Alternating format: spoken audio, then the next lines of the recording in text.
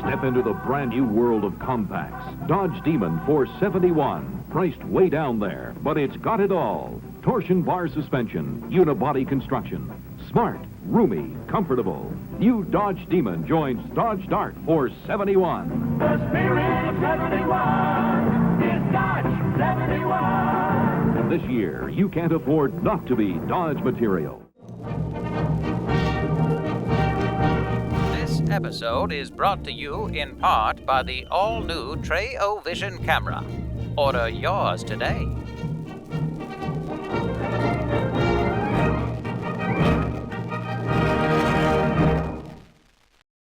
To come across a 1971 Dodge Demon 340, well, that's a good thing. To come across a 1971 Dodge Demon 340 with a six-pack built by and sold by Mr. Norms, that's a great thing. You add in the fact that this car is not only all that, but it is loaded with documentation, and you name it on the documentation. One of the most documented cars we've ever done. We have the original Monroney window sticker for it. We have the point of sale from Grant Spalding Dodge showing how much money they paid for it, how much money was put down. The entire deal is right there. We have the original key tag, the original keys, the code on it, the envelope that those keys came in. Literally, we have every single piece of literature and documentation that a person would have got when they went in and bought that car brand new. Somebody somewhere had the forethought to save all of that documentation and keep it preserved and in good shape so that one day it could go with the car. Well, here we are. It's one day. And that car, very likely, because of all this documentation and being a Mr. Norm's car, is a one of one ever made. This time on Graveyard Cars, Mark and Justin begin assembly on the ultra-rare and highly documented 1971 Mr. Norm's Dodge Demon. Then, the team shifts gears to focus on a Graveyard Dreams made-to-order 1969 Charger tribute car. But can the ghouls get these gorgeous Mopar icons on track and through the shop? Or will a miscommunication grind progress to a halt? Why wait 3 months after we put the drivetrain in it? Sir, has not been 3 months. That drivetrain's been in there for over 3 months. 3 months he takes to do that. This is what I deal with all day long. Look at it. Find out on this episode of Graveyard Cars.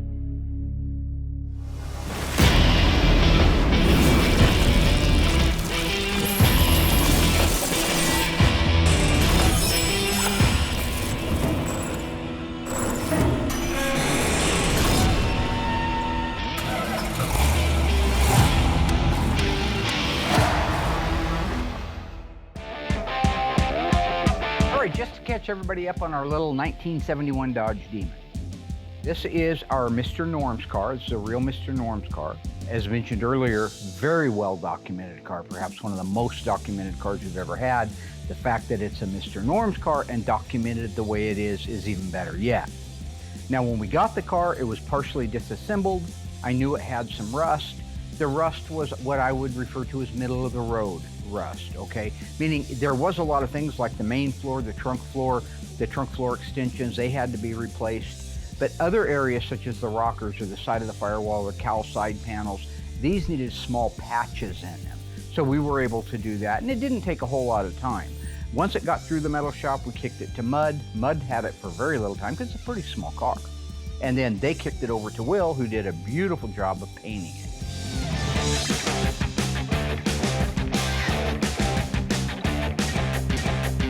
So the drivetrain Doug and I did collectively. Once it was put together in detail, we put it on the engine run stand, ran it for a while, found a little oil leak that wasn't really a problem other than Dougie kind of sort of forgot to tighten down the adapter for the oil filter. But with that done, we were able to put it on the K-member, all restored. Last time you guys saw the car, we had installed it in the car and were able to let the car down on the ground and have it as a complete roller.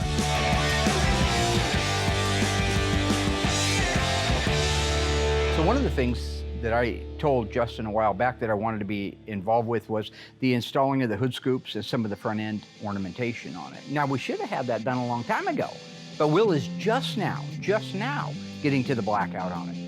I'll get to the bottom of this right now. This is why I invented the whole trail cam in the first place, right here. Yeah. Will, right there. There he is. Question for you, sir. Will, why are you just Why are now... you with that stupid again? The tray cam thing is just absolutely insane. I hate every aspect of it. Why are you just now painting out the black on the Demon, Bubba? You don't want me to? No, I do want you to 3 months ago. What's it gonna take to get that done? Alyssa already broke one, and all of a sudden here comes another one. It takes good moments when you have like Wendell in his car, about ready to cry and all emotional. Then here comes Mark making it all about him with that piece of camera. Nobody likes it and it needs to just go away. Why are you painting orange if you're supposed to be painting black? Because I'm wrapping up the SEMA car. Oh, nice. I have a question for you. Yeah. What would it take for you to finish a car before you pull it out of the booth? What would it take for you to actually get a drive train in a car so I can put the stripes on it? We're trying to get ready for SEMA. I've got the orange paint going, and SEMA's always real time here at the shop, no joke. So it's like, you got to get stuff done. There is no time to screw around. Then he comes in with that dang camera, and it's just very frustrating. So about an hour out of my day I lose for silliness. How can you paint a car, physically paint a car, if it's not got the drivetrain on it? The painting aspect of these cars is very technical, and it's one of those things it's not like assembly that just, ooh, we gotta put a wheel on, big deal. What? This is technical. You need to be left alone. You need to be focused, and I don't get that luxury. It needs to have the drivetrain in it to put the stripes on it. Why? Because once you put the drivetrain in it, Josh will go over, do all his final adjustments because the car moves on a Wordley. And once he does his final adjustments, and then I put the stripes on, because I don't want to put the stripes on, have them adjust it, and have them not line up accurately. Now, that's a very good answer. I agree with the answer, but I have another question for you. Yeah. Why wait 3 months after we put the drivetrain in it? Sir, has not been 3 months. That drivetrain's been in there for over 3 months. 3 months he takes to do that. This is what I deal with all day long. Look at it. Mark's got me talking to, I don't know, a dozen or so clients that don't want to know where their car's at. And I'm like, then they're going to see the on TV, and they're like, no wonder why my car's not done.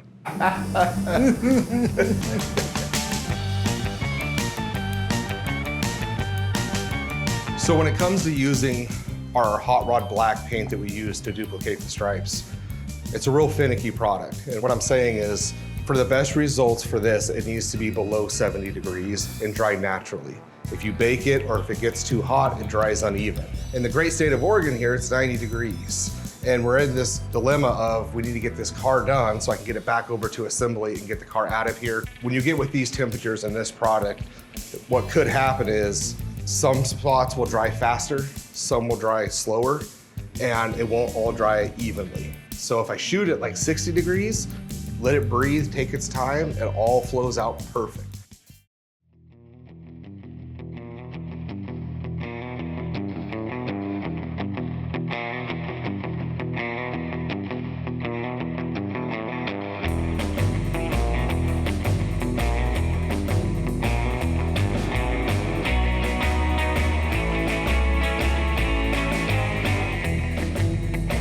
Despite all of Mark's foolishness, the blackout came out great, and I can kick it over to assembly.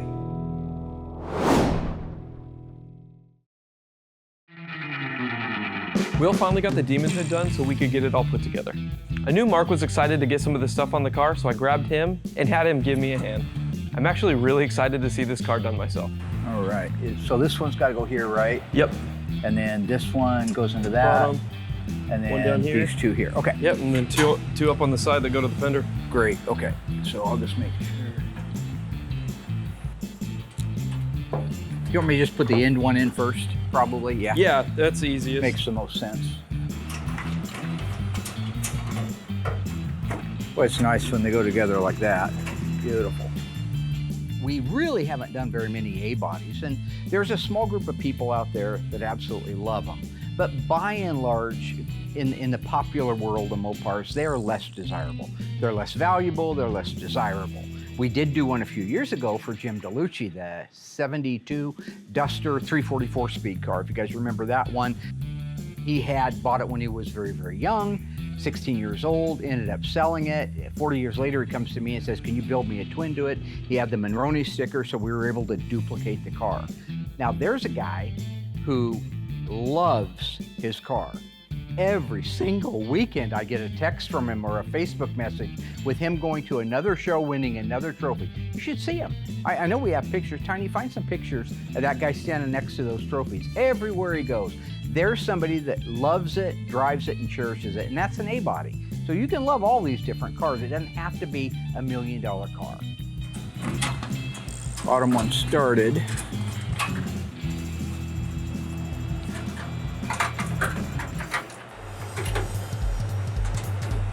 Okay, all started. There we go. Good.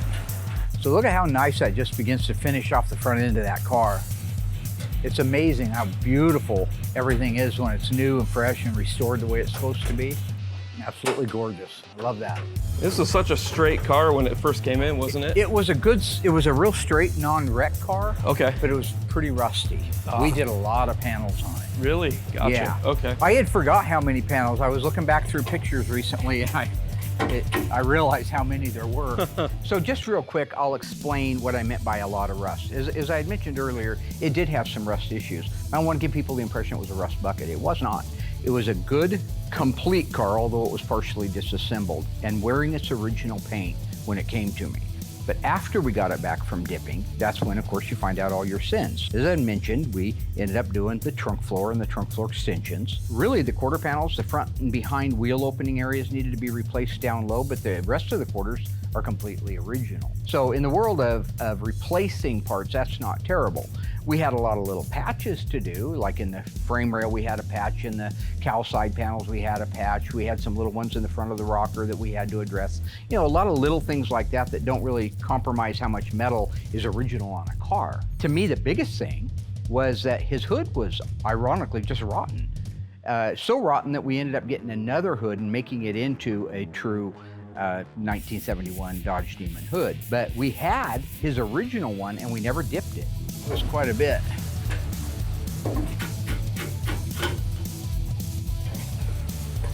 This side, You got it? fitting the same way it did the other day. Which is good or bad? What bad? Gotcha. Okay, this thing was nice and sucked in when I first did this. That's nice. It's better. One thing I really like about having Mark around when it comes to, you know, doing some of the assembly on some of these things is if you have to hit something, it's his shop. He can hit it. He owns this place. And it's out of my hands if something happens. Because if I hit it, breaks or cracks, that's on me. I know it sounds funny, but it's true.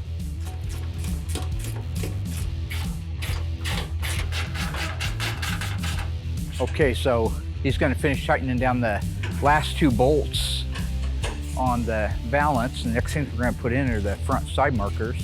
Notice this is chrome. That's because it's a Dodge. Dodge chromed their bezels on a lot of their cars. Not all of them, because Tony gets mad when I say all of them. He'll tell me some car that they didn't. But on this car, the front end is a Dodge Dart, the back end is a Plymouth Duster. So on the Dodge Dart fenders, you got a chrome bezel. Isn't that pretty?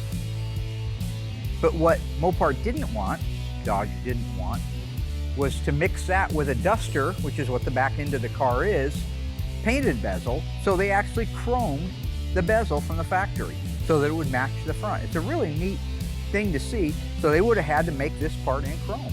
This would have had to have a different part number on it. We have to a full-on different part number? It would have to be, right? 'Cause Okay. They had painted ones. Most of them were painted. Some of them were chrome. This would have had to have a chrome part number on it. So we sent them out and had them re-chromed. Beautiful little piece right there. Yeah, they turned out really And nice. the only other thing to show you on this is the retainer that's going to hold these in the front. See these little cutters right here? These are designed to cut into the paint because this is going to count on this unit grounding it. There is no individual ground for it. It counts on this grounding to the fender, grounding to the light. So you want to put the side marker in? Let's do it. I'm gonna have to ask Tony whether or not these are the same as a Challenger or a Charger. I bet it could be. No, these would swoop up to like a point. On a Challenger they Yeah. would, so maybe a Charger? A Charger doesn't swoop up. Yeah, maybe it's like A 70 Charger, yeah. Okay, so he's gonna put the retainer on. Look how nice that looks. You got that, camera boy? Isn't that beautiful? Love that new stuff. So I know the guy's anxious to get it back. We've had it for quite a while. But I'm gonna kind of be sad to see it go in as much as it's the only Mr. Norm's car we've ever had a chance to work on. Got it? Yep. Great. Okay, let's go put the other side on. You ready? All right. I'm liking that. Centered in the opening, ready when you are. Go back just a hair. Yeah, you have to set these just right in there because there's a little movement. So if it's not squared right in the opening of the side marker, it's not gonna look right. So go forward, backwards, up, down, whatever you have to do to get it. That's it right there. So I think the best part's coming up. Hood scoops and hood pins. Oh yeah. Is that what we got left? And rear side markers. Nice.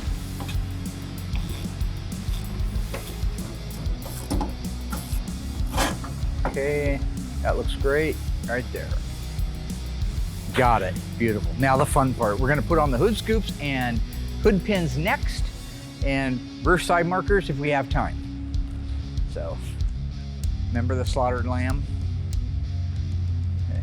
American Werewolf in London. I call it a woof, like Teen Wolf. Remember Teen Wolf with Michael J. Fox?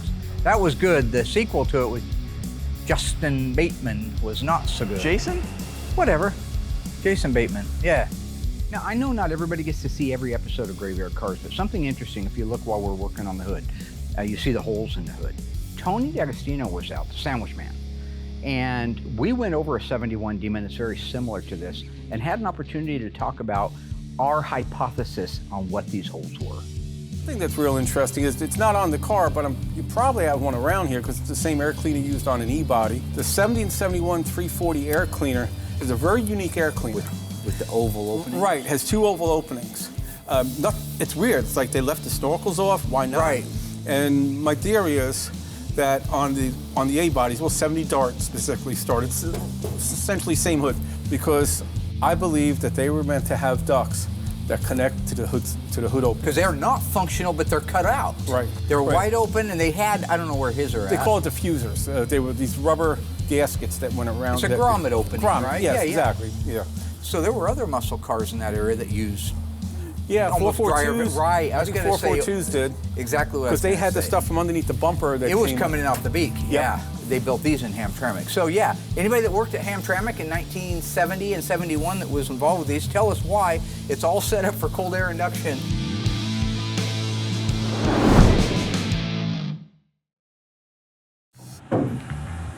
Lined up. Yep. Lined up, lined up, lined up, lined up. Okay, I'll go ahead and raise it up. You're gonna have to hold the scoop in place.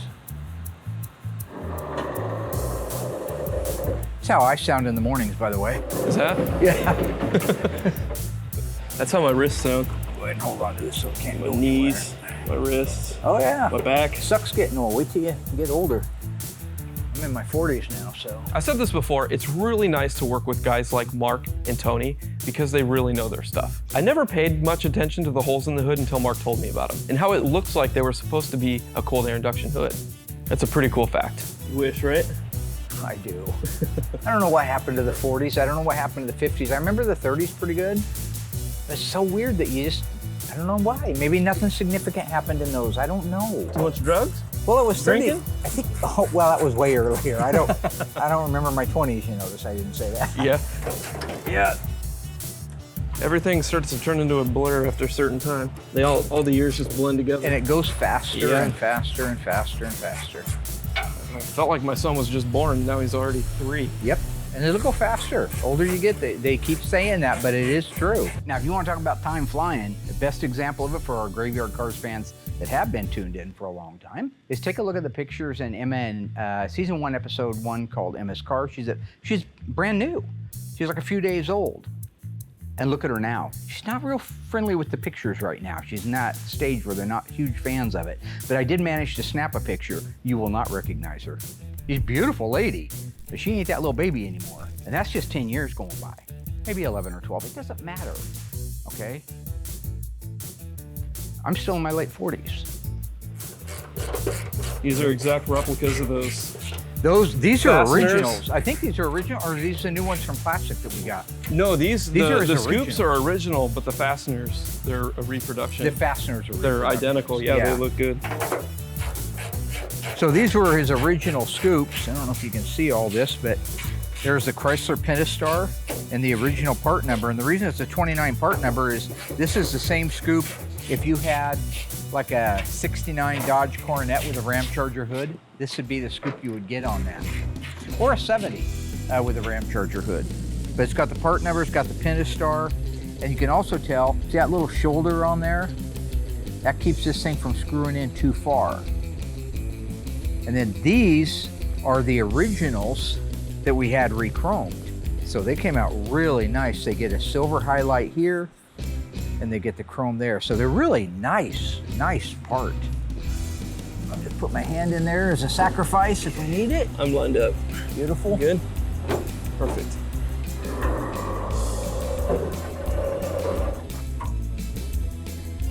Overall, it's really coming out nice. Very It'd be a nice, clean little car. Very clean. And it's just gone together so nicely. Yeah. I love that. Past few cars have gone together super nice. Yeah, well, Ledford was such a nice car when it showed up. It was just a dream. Gay was too. Yep. His 71 Runner. It was a really just a sweet car. Probably my two favorite ones. I agree completely with Mark on this. When I put a drivetrain together on a car like Mr. Gay's 71 Roadrunner or the blue Super B 446 pack, I can tell without seeing the car how nice it was to begin with. I know this car was a nice complete car too. But because it was from the Midwest, all the suspension parts were completely rusted and pitted. We had to use donor parts on the hard parts that don't get replaced. I know we had to find a date-coded 8 3/4 rear end housing because of the pitting that his had. All of the front suspension was just rotted and pitted, like the upper and lower control arms. Tie rod sleeves, drag link, even the K-member had hours of body work before it could get painted. But I was fortunate because we had the parts to use. Okay, while he's bolting that down, I'll show you this. So these are the hood pin bezels. Now, I just want to show this because we've actually never talked about this before. These are a cup shape. So when these go down and into place, they set up against this gasket like that, and they actually pinch that gasket in there. So this is just a really solid quality piece right here. You finish it off with a nice, beautiful new screw like that, and you've got the right look. Set that down on there for you. Okay, knock yourself out. There you go. Wow, I love that chrome. Absolutely stunning. Oh yeah. Just finishes off the hood so nicely. I think the blackout on the hood really helps it out a lot too. Just imagine walking into a dealership and seeing that. Once we finished working on the car, my little contribution to it, I think he actually put the side markers in after I was finished. We let it down and rolled it out in the middle of the shop. I really wanted to get a look at that thing with the trim and the ornamentation, at least most of it on there. And when you stand back and look at that front end, it is clean, it's sleek, but boy is it muscly. When you look at those scoops on there with the blackout, it's not just clean and sleek, it's muscle. You look down the side of the car, very, very clean. Now we still have graphics to do. We have a side stripe and a back end stripe to do. But even just sitting there with the wheel opening moldings on it, the mirror, the outside handle, the chrome, the trim, it's beautiful. It's really verging on a bit of a rich look. Get around to the back end and those Demon taillights, very unique in the Demon, that is total class. That takes it from classy at the back end, muscly at the front end, and just rich as hell down the side. That's a really beautiful car, and I can't wait to see it done.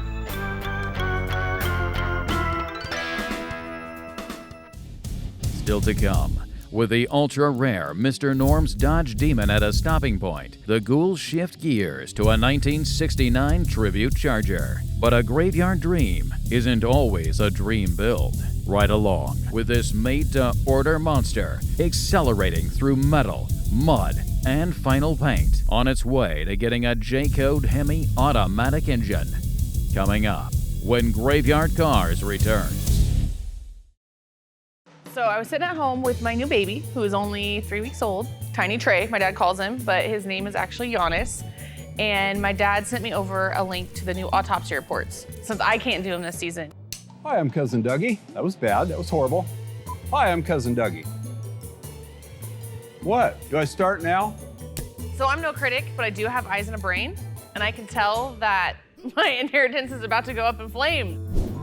E63 represents a 384 barrel something. So I told my dad that he can stay home with Tiny T and I'll go in and do the autopsy reports, okay? You're welcome.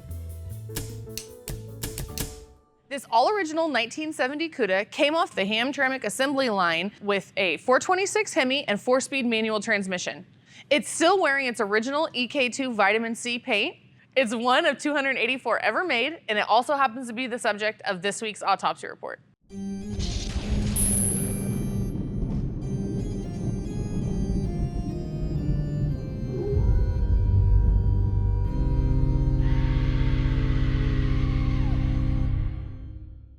So remember when you're reading a fender tag that you go from left to right, bottom to top. So let's start at the left lower corner. E74 represents a 426 Hemi.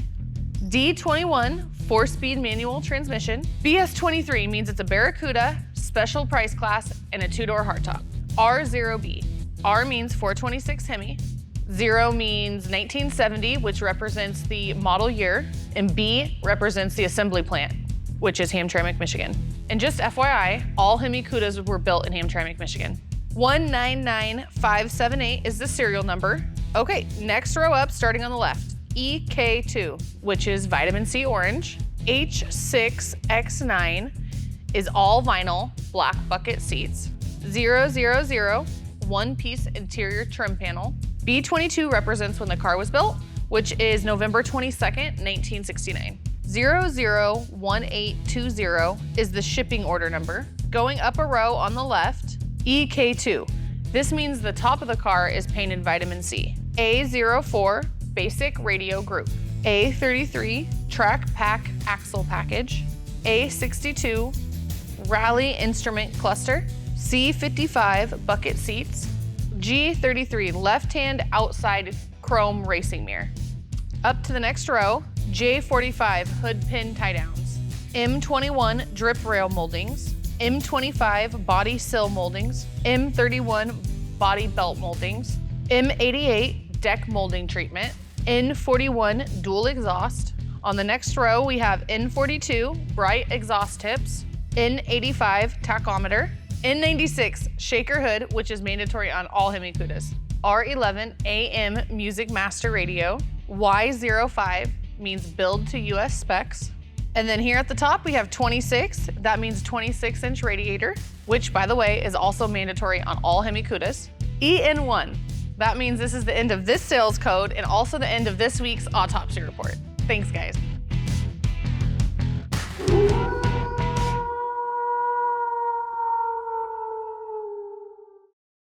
It's a thing of beauty, isn't it? 1969 Dodge Charger SE. Charger excitement in a stunning new special edition. Packed with extras that aren't extra on this one. In here, a world of vinyls and leathers and wood grain luxury. A new front grille just for looks, and an optional 440 Magnum V8 just for kicks. Charger's special edition for 1969. Dodge's turning up the fever now. All right, so a really neat car that's going through the shop right now is a Graveyard Dreams car. It's where you call me up, say, I've always wanted a 69 Hemi Charger. Well, good luck going out and buying one of those. They're a lot of money. So I had a guy call up, say he wanted a 69. He wanted it to look exactly like a Hemi Charger relative to everything, except not all dolled out with all the stripes and all the weird stuff on it. So he has commissioned me to build a 69 Charger that started life as a 318 into a 426 Hemi automatic with a Dana 60 354 gears. Triple black, well actually double black. Black exterior, no vinyl top, no bumblebee stripe, and black interior. So I've been working on taking the original car, which didn't look too bad when we first got it. If you look at pictures of it, it was a fairly clean, straight car. But once we got it dipped, that's when you find all the mud on it, lots of sins underneath it. But all the metal work's done on it. The body work has been done on it. I want to kick it over to Will so he can get started painting on it. But one of the things I needed to have done, because it's getting a 426 Hemi, is to install the subframe connectors that we're using now. These are a really cool, neat piece that needs to go in a car if you're going to put that much horsepower in it. I really love these subframe connectors. They really fit the bottom of the car like a glove. I enjoy how well made they are and how low profile they are. Since these things are so flush with the floor, it's really nice because you can weld them solid from front to rear. Basically, you're tying the front and rear unibody together with steel and prevents it from twisting or sagging.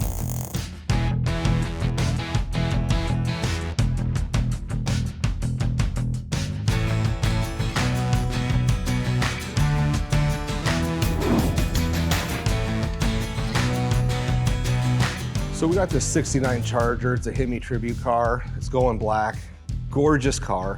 Because it is black, I'm able to get right on it and panel paint the whole thing, where with a metallic, I can't do that. So I can do this whole car in pieces. You know, painting these cars apart, it is a little more time consuming, but it is easier. But you gotta get the jam work done first, and then once all the jam work's done and it's fully cured, then we can flip it over and start the paint on the other side.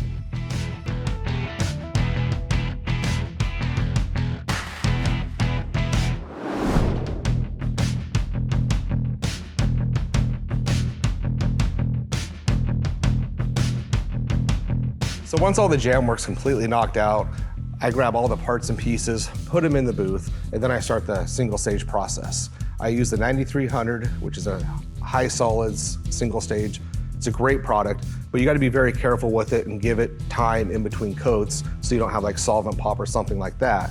But the end result is a super high finish and it buffs out gorgeous.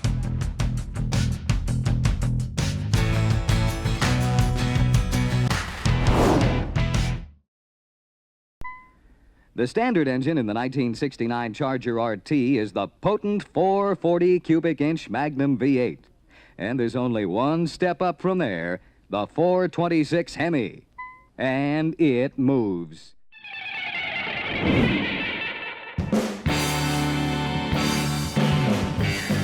So when it came to doing the body of the car, I had Brody prep this car from start to finish. We're almost at that point where I can completely cut them loose. So I looked the car over. Brody did a great job getting all the prep work done.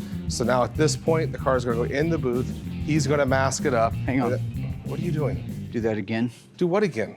Okay, so where are we at right now on the 69 Charger?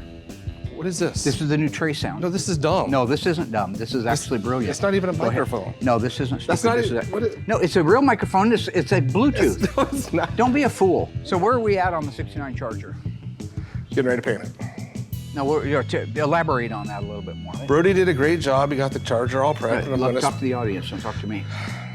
Brody did a great job prepping the car. And at this point, I'm gonna go in the booth and spray it. One more time with some enthusiasm. I can't be enthusiastic when I got this stupid... Oh, I'll pull it back. Is that scaring you? Is that better? Well, I just don't want it all up in my mouth. All I'm doing is nobody's getting in your mouth. Don't flatter yourself. Just... Sir? You. Go. Brody did a great job prepping the car. It's in the booth. I'm gonna go in there, I'm gonna spray it black, and it's gonna come out great. Did he mask it up and prep it like the notes say? It's all masked up, ready to paint. Okay. Well, that sounds great. What is the first thing you do now that it's in the booth before you start painting it? Wax and grease it. Wax and grease? Correct. And then? Well, you said that, you just asked for the first thing. No, I need to know what you're, look at the note. Well, I don't First thing I do is lay down the sealer. I use blah, blah, blah. I So put we don't blah, clean blah, the blah car coats first? on it. Why don't you tell us in your own words? This is just I wax and grease, you just told me to... I told you what's written down because these are the bullet points. I wax and grease the car, tack and blow it, and then put a coat of sealer on. What kind of sealer are you using? DP50. DP50, is that a regular sealer? Yeah. Who makes that? PPG. How many coats of sealer do you put on there? 1. How long do you wait after the sealer before you start top coating it? 1 hour. All right, you should repeat them back to me in the form of a question. I don't top coat it for at least an hour. Okay, that wasn't a question. I know. All right. What's it like to paint with sealer versus paint itself? Does it lay out any differently? Do you have to adjust your air pressure? I mean, we're trying to help people at home learn how to paint. Or well, it's hard to know if you were being silly, or am I trying to teach people? If we're teaching people at home, I don't need this. I'll put the first coat of sealer on, give it an hour, lays out nice. You can go in, see if you had like any pinhole you might miss, a sand scratch, any imperfections before you get to go over it with single stage. Because once you go over it with single stage, you can't fix anything. You're kind of committed at that point. You're kind of committed at that point. Yeah. So what kind of paint are you going to paint it with, Will? So we use our PPG. We mix this 4 to 2 to 1. 4 to 2 to 1. I was in the middle of talking. I'll do 4 coats. And because it's such a thick product, I give it about an hour in between Super thick. Between each coat, because if you get on top of it too fast, it'll probably solvent pop. So I like to give it an hour, and it'll take a good portion of the day to get this car painted. Do you have a particular pattern or style that you like to do as you lay down the color? Not on a solid color. I do not. So is it fair to say you just start at the bottom of the rocker and then you jump over to the other side and then maybe to the back? Or do you have a rhythm? It depends. A lot of times I'll start at the top of the roof. Starts at the top of the roof. And work my way down to the bottom of the rocker, and then go to the other side of the car and repeat the same steps. That's fantastic. What do you do after you've done that the first time? Have a cup of coffee, tell Heather I love her, and then wait 1 hour. Loves Heather, waits an hour.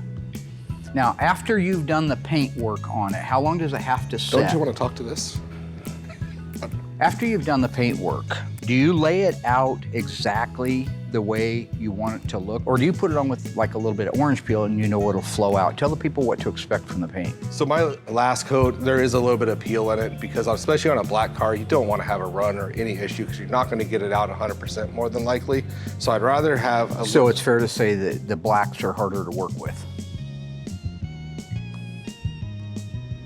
No. That's really great to hear. Okay, let me just turn over here.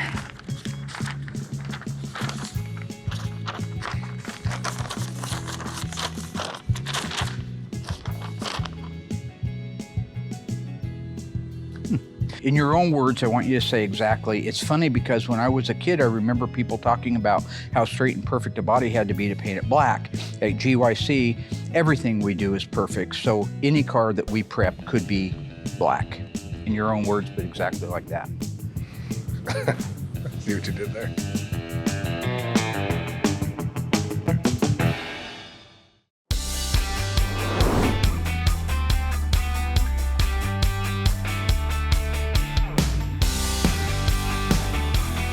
The paint work went superb on the 69 Charger.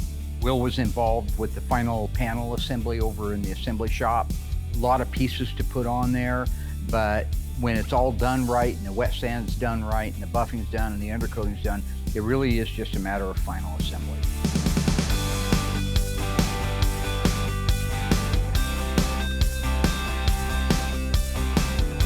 When assembling these cars, we start with the doors, and once we get those basically set where we think they need to be, we move on to the fenders. After the fenders are in place, next part's the hood. We really need everything on the car before we can do final fitment. There's multiple gaps that you got to align, so having every piece on there, you can't get it quite right until they're all there. So once the hood's on there, we just do a little bit of final fitment, and then bam, we got it.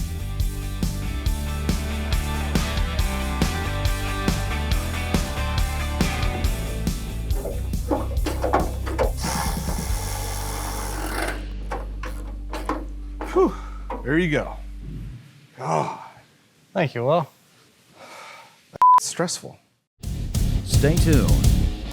Now that the 1969 Tribute Charger has been reinforced with new subframe connectors and made its way through body, mud, and final paint, Mark and Cousin Dougie are finally ready to install the massive J-Code 426 hemispherical engine built to factory specifications. Coming up in the conclusion of Graveyard Cars.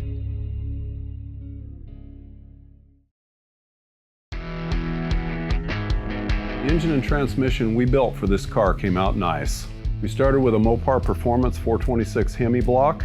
We built it out to factory specifications because the gentleman wants this to be as close to an original Hemi J-Code car as possible. We built out a 727 Hemi torque flight to factory specs as well. The rear axle is a new Mosier Dana 60 axle with 354 gears. And the K-member and front suspension are all restored to OEM assembly line specifications.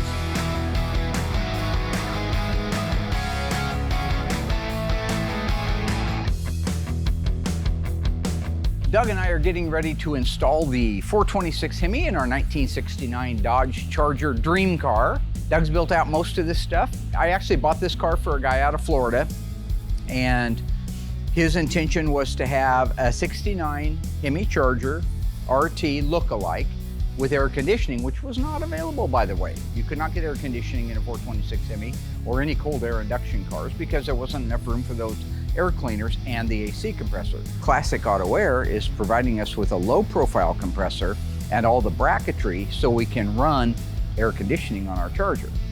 Nice. Now the other thing we learned last time, right Doug? Uh-huh. When we put a Hemi in was to take the passenger side valve cover off. Quite the hard way. There's not enough room for all. You can either take the steering gear off, which makes it easy, or you take off the right-hand valve cover. So Doug is going to take the right-hand valve cover off of it.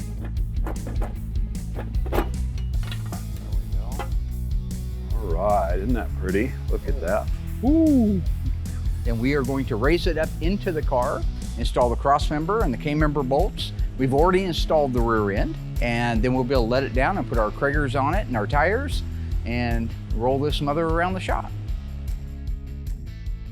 So if you look at that engine going up into the cavity of the Charger, you can see why they call it the elephant. That's a huge footprint. You can also see where if that passenger's valve cover was still in place, the way it protrudes out past the rockers would either scuff the valve cover, which we've done many times, like on the Seafoam Turquoise 1969 Roadrunner. We end up having to touch up the valve covers on that. The 1970 Dodge Charger RT ended up scuffing that. So we've learned if we take them off like we have here, we have that extra 1.5 inches or 2 of clearance. And while 1.5 inches doesn't seem like much, it is. And it makes a big difference in the end when you're stuffing an engine in something. Okay, so we got the engine and transmission in. We're gonna get everything buttoned up, put the upper control arms in place, torsion bars, and then we'll let it down and see if we can round up some wheels and tires for it. Good job, Dougie. Thank you, Mark. So the drivetrain in the car went in perfectly. It's beautiful. This car is really gonna be a neat one when it's finished. You look underneath it and you know, it's all 1969 Hemi Charger. That's what it looks like from the underside. We rolled it out into the middle of the shop. We actually had to pull it away from the assembly tech that we assigned it to. He was so anxious to start putting parts on it that I think he put handles and mirrors and glass in it before we could get our final shots of just the drivetrain. But when you stand back now and you look at that car, you can see that it's, if nothing else, it's very, very sleek. It looks tough, it looks sinister. The guy that had us build the car for him was a big fan of the Steve McQueen movie Bullet. You all know what that is. And he wanted to keep it plain.